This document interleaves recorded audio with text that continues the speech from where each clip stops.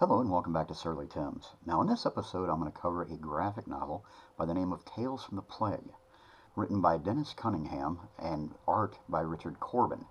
The version that I have was published in 1986 by Eclipse Comics and Bill Leach Studios, in which the first 20 pages make an interesting connection between the bubonic plague and the witch trials of the 16th century, which had made its return after burning out after its spread during the mid-14th century.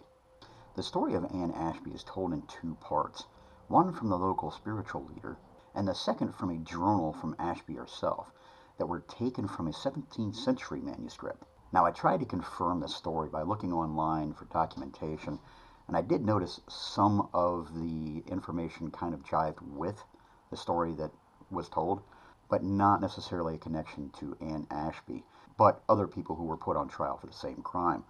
This was my first brush with Richard Corben's artwork, and luckily it had been reprinted and released shortly before I started my employment at a local comic book store. Originally published twice before, once in April of '69 in Weirdom Illustrated number 13, with a print run of 1,000 copies in a classic ashcan size, and then again in 1971 in a larger format with a higher print run of 10,000. Cunningham's script coupled with Corben's line work.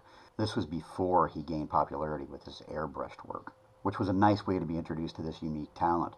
This and the aforementioned printings aren't impossible to find, but a medium grade copy can vary between $10 to $60, as far as my research was able to dig up.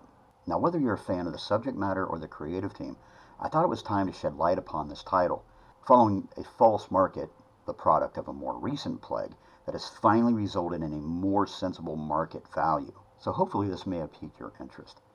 But thanks again for watching, and I'll talk to you later. Goodbye.